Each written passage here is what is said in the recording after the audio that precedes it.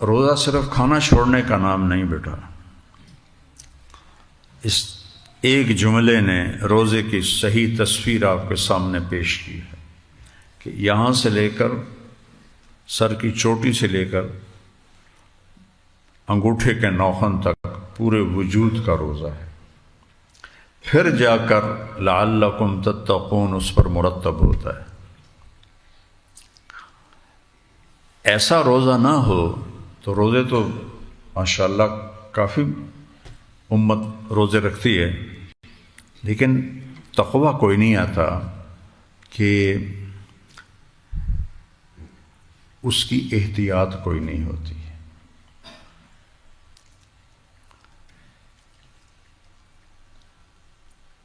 زبان کا روزہ سب سے مشکل ہوتا ہے. یہ میں آپ سب بچوں سے ویسے بھی کہتا رہتا ہوں کہ اپنی عادت ڈالو کہ غیبت نہ کیا کرو، کسی پر تبصرے نہ کیا کرو،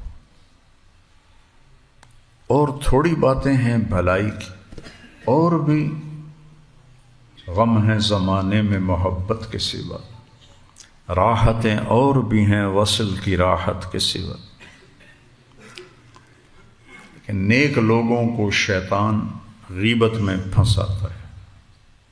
چونکہ میں آپ ہی سے پوچھتا ہوں، کبھی خیال آیا کہ شراب پیوں؟ آیا خیال؟ تو شراب تو چھوٹا گناہ ہے، غیبت بڑا گناہ ہے. بلکہ الغیبت اشد من الزنا، غیبت تو زنا سے بھی سخت شدید ہے، اور یہ عام ہے، دیندار سارے طبقات میں عام ہے. تو اس میں دیندار بھی شامل ہیں، چونکہ اس لائن سے تربیت نہیں ہوئی. عبادات کی حد تک اسلام ہے، تبلیغ میں بھی، تصوف میں بھی، مدرسوں میں بھی، لیکن زندگی اور معاشرت اور نبی والے اخلاق والا دین وہ کہیں بھی نہیں، کسی جگہ نہیں، الا من شاء اللہ تبارک و تعالی. میری زندگی میں پہلی دفعہ اس باب کی طرف جو نظریں گئیں تو اس اللہ کے بندے کو دیکھ کے گئیں، پڑھ کے نہیں.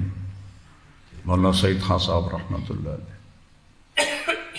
کہ یہ صحبت کے بغیر کانٹوں نے شکایت کی تھی نا، تو اللہ نے پھول دے دی. تو ہمارے اندر کانٹے ہی کانٹے ہیں، چھپانا ہے تو پھول ڈھونڈو. تو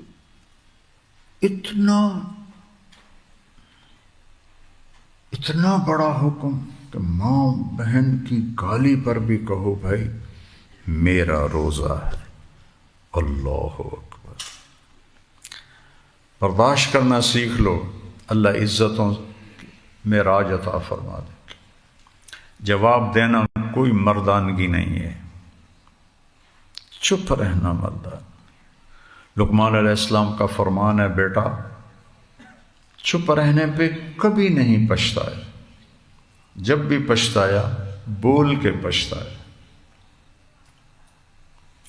یا ابا ذر الا انبئک بعملین، اچانک یاد آئی ہے یہ بھی، خفیف مؤونتہما عظیم اجرہما والذی نفسی بیدہ لا یاتی الثقلان بمثلہما یوم القیامہ.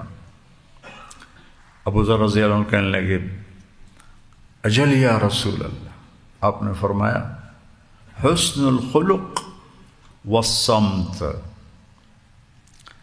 اچھے اخلاق اور خاموش رہنا، ایسا عمل ثقلان پیش نہیں کر سکیں گے قیامت کے دن.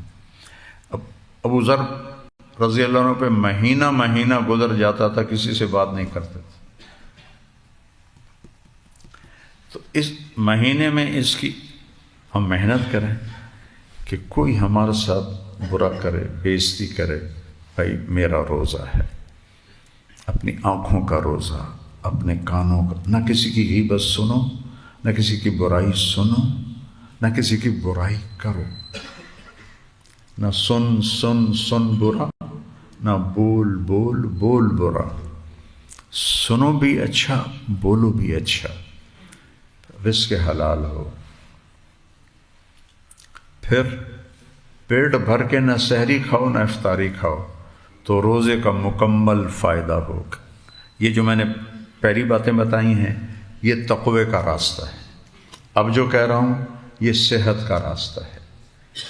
اتنی افطاری ٹھوک لو کہ نماز میں کھڑا ہونا بھی مشکل ہو جائے، اور اتنی سحری کھا لو کہ مغرب تک اسی کے ڈکار آ رہے ہوں، تو روزے کی جو اللہ تعالیٰ نے ایک بہت بڑی حکمت رکھی ہے۔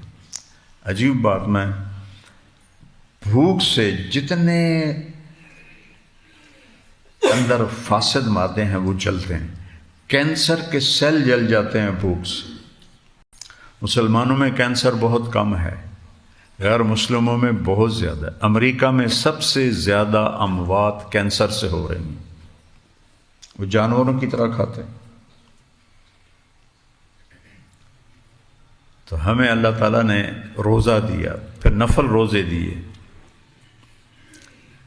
تو اس میں یہ احتیاط کرو، جب سے تبلیغ میں لگا ہوں، میرا روزہ جون میں قہوے کا کپ گرم شہد ڈلا ہوا اور 3 یا 4 کھجوریں، یہ میری افطاری رہی۔ جون میں جب بالٹیاں روح افزا کی آگے پڑی ہوتی تھیں، وہ رسے ان پر آنکھیں جما کے بیٹھے ہوتے تھے، کئی تو جگ پورا منہ کو لگا لیتے تھے، اور میرے اوپر وہ اتنے حیران ہوتے تھے، تو کیا بلا ہے، تو اتنی گرمی میں قہوے سے؟ میں تراویح آرام سے پڑھتا تھا، اور وہ پڑھے ہوتے تھے، ان کدے پڑھیے۔ اس کو بھوکا رکھو روزوں میں، اس کو بھوک دو، آپ کے اندر کے سارے فاضل مادے جل جائیں، حتیٰ کہ کینسر کے سیل بھی جل جاتے ہیں۔ اور جیسے یہ گاڑی کے نہیں وہ ٹیوننگ ہوتی اور اس کا آئل چینج ہوتا ہے اور فلٹر چینج ہوتا ہے تو وہ پھر دوبارہ سیٹ ہو جاتی ہے، موبلائل چینج ہوتا ہے، ایسی بیٹا جب آپ بھوک برداشت کر والا روزہ رکھیں گے تو آپ کے پورے جسم میں تازگی پیدا ہو جائے گی، نیا خون پیدا ہو، صحت ہو۔ عبداللہ بن زبیر کی مثال تو دینا فضول ہے کیونکہ اس جیسا نہ کوئی ہے نہ ہوگا، لیکن بتا تو دوں کہ وہ 1 رمضان کو سحری کھاتے تھے اور 15 رمضان کو افطاری کرتے تھے، اور پھر 16 رمضان کی سحری کھاتے تھے اور 29 رمضان کو افطاری کرتے تھے، پورے 15 دن نہ کھاتے نہ پیتے، صوم وصال۔ وہ ان میں طاقت تھی جو اللہ کے نبی کا خون پی لیا تھا، باقی کسی صحابی سے یہ ہے ان میں اللہ نے۔ عام دنوں میں مکہ سے مدینہ میں رہتے تھے، مدینہ سے روزہ رکھ کے چلتے تھے اور مکے آ کے افطار کرتے تھے، سارا صحرائی سفر، کوئی ایئر کنڈیشن گاڑیاں تو نہیں تھیں۔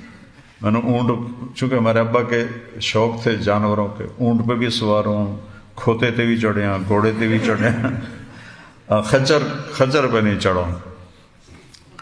تو وہ کوئی سواریاں تھیں اس زمانے کے لحاظ سے، گھوڑ سواری سیکھی میں نے۔